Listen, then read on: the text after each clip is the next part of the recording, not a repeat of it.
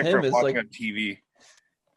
what I don't see with him is like the skill level that he was kind of like supposed to like that playmaking ability he was supposed to have in juniors is just kind of like never really developed since they drafted him. Well, you could say Well, the same about Zaka. Yeah, but I mean, I that was think just. I mean, we could go back and forth on the Zaka pick at the time. I yeah, mean, player I revisionist history think in it's that kind of good. draft and be like, that was a terrible pick, and we all know it was. But I mean, at the time, it was lighting up Junior. Like, oh well, you got to take the leading scorer. But everybody knew it was a bad pick. They knew it was a reach. Jim, yeah. when we were at the time, I don't know if you were hearing anything different though. Like at that time, were you hearing like were the Devils leaning like somebody else besides Pavel Zacha or with him like there in that range? Like who is it down between besides him? Well, I mean, if you look at the guys that went after him, my Yeah. understanding was that they were definitely looking at defensemen at that spot. Like one of the guys that got drafted, hell, even one of the other players. Like I don't have the draft in front of me, the guys who went after him, but whoever was after him, they were definitely looking at him. And for some reason, he jumped off the board. I think it was more of a panic play. And if memory serves me correct, that was one of the last drafts for Lou. What? Well, it was Yeah, Shero it was was the Shero GM, but it was Lose draft. Conti was still the scout. Okay, so Castro it was a hadn't Lou joined draft. yet. I'm gonna chalk that one up to a Lou draft because Yeah, Conti was still doing everything. So, I mean, to me, I don't think that was the right play. Obviously, he's never panned out, and when he's played well, it's more on the wing. He's just not a center. No. No, I mean think he's a good power forward, yeah, but like he's not a center. it and actually it's kind of a good question in reality to bring that up because you part of this roster like Lindy Ruff's got he's got some decisions to make and like Pavel Zach is gonna probably be on the team, but how many more chances can we give this guy? Like he's excellent on the penalty kill, but I think it's kind of a make or break season for him. yeah, He's like got to show something. where you drafted him at 6, it's like okay, like Just look at everybody else who was doing yeah, things like now. Joe, I think you and I were talking at the time. We said Rantanen probably should have been the pick, and that's who we were hoping we'd get, or something like that. But like Barzell was the guy I wanted at 6. I said he was the guy who should have won at 6, but these guys apparently paid the big bucks to make the decisions, and sometimes they work. But the draft is a crapshoot. It's like gambling. It's a 50-50 shot. Yeah. Well, I mean, nowadays with analytics and you have your they're not called team psychologists anymore, but they're there to evaluate players through development and mental thinking and all that stuff. Like Dr. Amy Kimball, they're meant to kind of see through that extra layer of uncertainty. So hadn't they had someone like a Dr. Amy Kimball sooner, I don't think you have Pavel Zacha.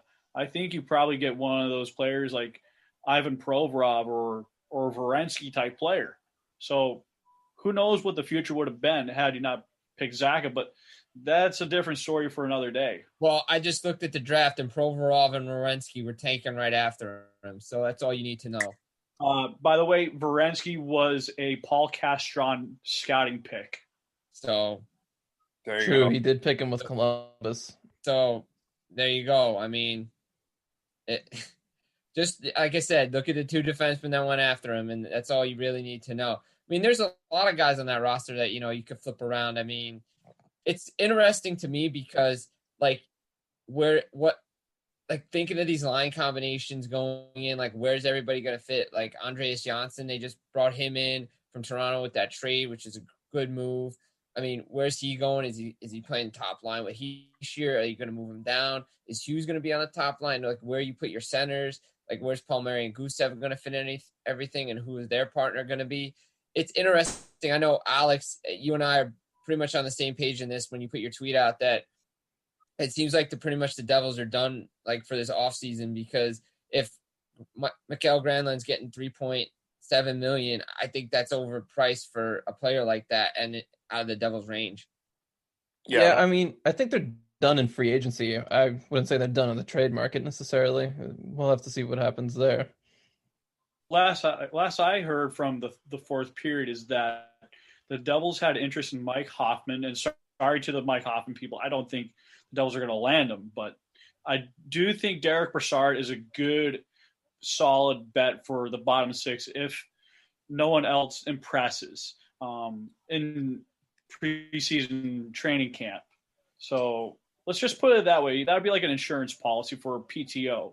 Yeah, Broussard would be okay. I mean, if he's going to play on the third line or the fourth line, I guess it would depend on the term. Like, if it was like a 1-year deal at like, I don't know, 2.5 or like 1.5 or something like that, even one, I would take it. But I mean, no one's getting more than a 1-year deal at this point. Anyone that signs, Carl Soderberg was someone I think I would like for the Devils as like a like 2 million, 2.3 max maybe for Soderberg. Yeah, like 1. Yeah, I saw Pierre LeBrun said he could be had for like 1.5 million, which I think would be great value. Like a 1-year deal for 1.5 million for Soderberg. Size, so he could add some size to and he can play left wing and center. So like you stick him as a third line left winger with Zajac or Zaka, however the rest of that line comes about, and I think you'd have yourself some depth. I think the Devils definitely need to add another top 9 forward before the season starts, and their depth is pretty terrible, to be honest.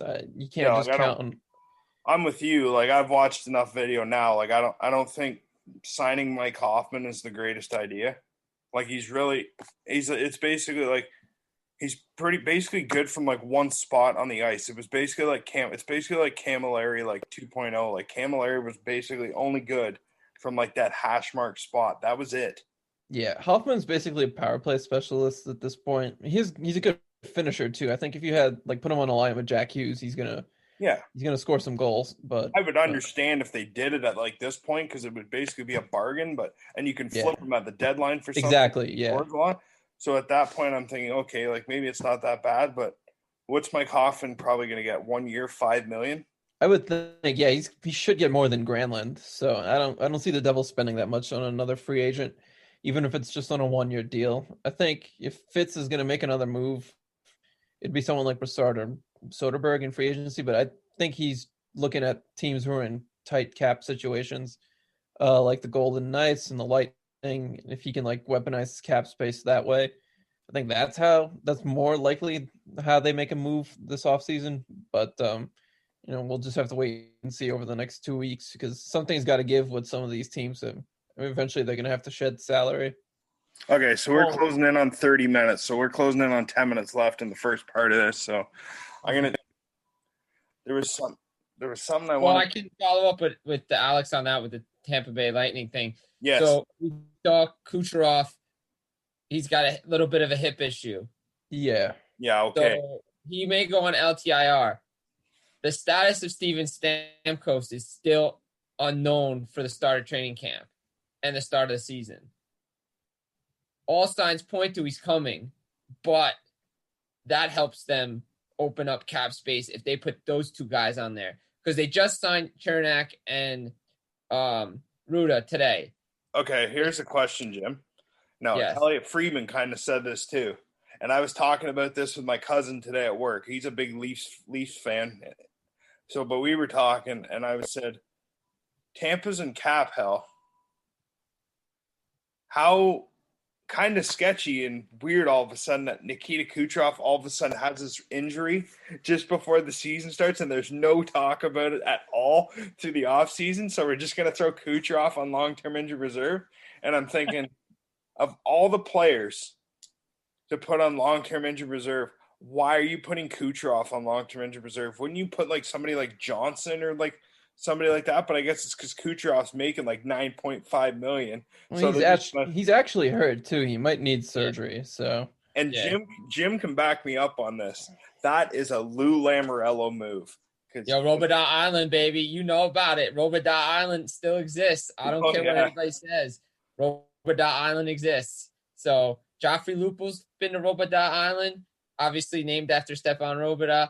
I mean, you've seen him doing it down on the island too. He's got obviously Boychuk legit hurt, but I mean, but still, I mean, that's how you shed cap space.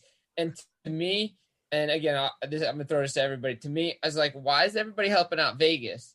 but no one wants to seem to help out Tampa. Now, granted, different situations, but still, it's interesting to see Vegas getting help. But Tampa's like, yeah, you guys, you just won. Screw you guys. Joe, what do you think? I said, before you know it, it's going to be like Vegas all over again. You're going to have Seattle going to be making these pre-mock expansion draft trades because other teams are trying to protect other players, are trying to exempt. So don't be afraid if there's going to be a Vegas goal trade protection type last minute moves with this small season that we're having of 56 games. I think the thing with Vegas is that they're reportedly like listening to offers for guys like Max Pacioretty and Jonathan Marchessault, which, if you're adding either of those guys to your team, it's a significant upgrade. So like, why not?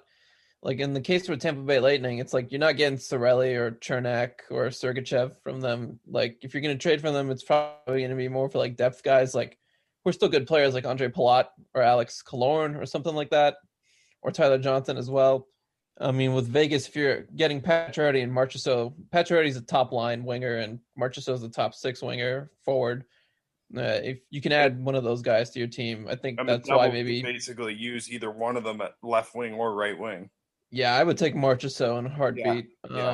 He's a really good player. So if the Devils can't end up working out something with Tampa, or just Tampa just works around this whole thing with LTIR, then I could see them maybe trying to go after Marchessault in Vegas. I don't know if they would go for Pacioretty because he's got a $7 million cap hit. But yeah, I think Marchessault would be a pretty nice upgrade for the Devils. Then he'd definitely help their scoring depth. Question is, how often can you use LTIR until it's maxed out? I don't know how the CBA works, but I would imagine. Jim might know this. Yeah, Jim probably knows this. Yeah, Jim knows everything. LTIR. I don't know everything. Let's just get that out of the way right now. I don't know everything, but I don't think there's a set number on LTIR. I don't think so there either. Like the Leafs used it like to a ridiculous degree when they Clarkson, had Nathan Horton. Nathan Horton. A bunch of guys are on LTIR for the Leafs. So and they were bringing in these contracts last year to mid-year to just get under the cap. I'm like, all right, there has to be a max. And I think I looked it up. There's no max. So, I mean, look, good to take advantage of the system. I know unless they change something in the new CBA, but I don't really think so with it. But it's crazy to think that, they're just going to use LTIR to get out of your problem. But eventually it's just kicking the can down the road because eventually those guys are coming back. Exactly. Like you can only avoid it for so long.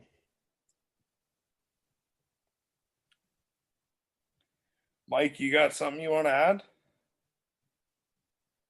I definitely agree with utilizing LTIR. Like it's definitely a loophole teams have exploited over the years. You were saying before echoes of Lou Lamoriello, but yeah, I definitely agree that it's more or less just a means of like deferring the cap space.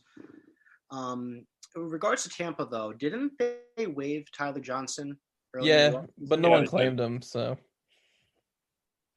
But they're having a hard time. They're having a hard time trying to find a suitor. I think that Steve Yzerman's trying to make a deal with them because he's a guy drafted down there. But I mean, I don't know if Detroit really wants to give up picks for a guy like that. If they really wanted him, they could have taken him off waivers. Yeah, I think his value's depreciated since he's hit his early 30s, kind of like my age. No offense, but two hockey players. I mean. The younger you are, the more talented you have. I mean, you have a lot of return on investment. But as you get older, you start to wear and tear. That return on equity really goes down from there. Unless you're Jaromir Jagr and you're playing till you're like 100. Or you're Chris Stelios. Yeah, well, yeah. Those are the only hockey exceptions you have. Well, I think what did Teemu Selanne play till he was like 44? Like 42, 43, I think. Yeah. Yeah, okay. So. Well, look at what's his face on Boston. He's what? 43 now? 42? Yeah, Chara, 43. Yeah, Chara's 43. Well, it's like the Leafs, right? What do the Leafs have? The Leafs have Spezza, Thornton, Simmons. Frig, there's talks they might sign Perry. And it's like, what? Yeah, so it's like Leafs. Why? It's like, okay. I got a buddy at work, and he's like, "Yeah, the Leafs are winning the cup." I'm like, "Yeah, maybe if it was 06 or 07 when half these guys are in their prime. Not anymore. It's not. Still need defense, boys."